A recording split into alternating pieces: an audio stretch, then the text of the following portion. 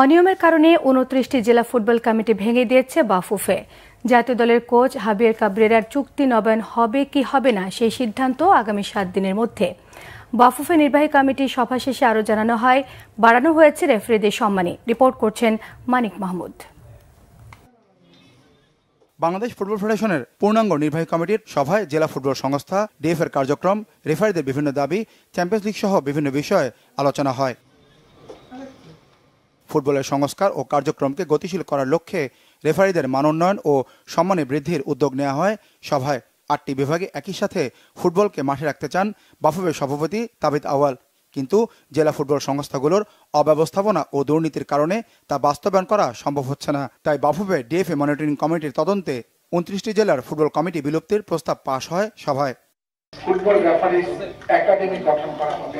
এই কমিটি কোনো কাউন্সিলরশিপ ঠিক করে নাই, কাউন্সিলরশিপ করেছে বিগত কমিটি। আমাদের প্রেসিডেন্টের একই কথা, ফুটবল জেলায় জেলায় চালাতে হবে।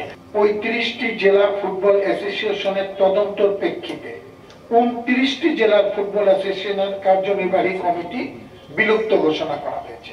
বাকি যেগুলা আছে সেগুলা পরবর্তীতে আবার দেখা হবে। এই ২৯টা জেলা কাউকে খুঁজে পাওয়া যাচ্ছে না। চলমান প্রিমিয়ার লিগের মাঠগুলোর দুরবস্থা। ২০২৫ সালের ফুটবল ক্যালেন্ডার প্রণয়ন করার কথা বাফুফের।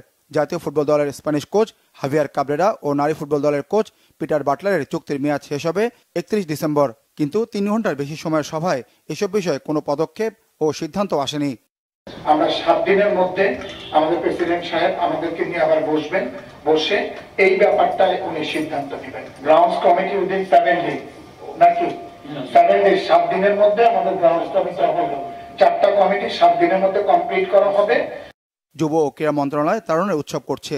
সেই উৎসবে সামিল হতে অনূর্ধ্ব ১৫ জাতীয় চ্যাম্পিয়নশিপ আয়োজনের পরিকল্পনা বাফুফের। ফেডারেশনের ২ সহ-সভাপতি ফাহাদ করিম ও শাহরিয়ার জাহিদের উদ্যোগে নির্বাহী কমিটির পরবর্তী ২ সভা হবে চট্টগ্রাম ও যশোরে। মানিক মাহমুদ, বাংলা ভিশন, ঢাকা।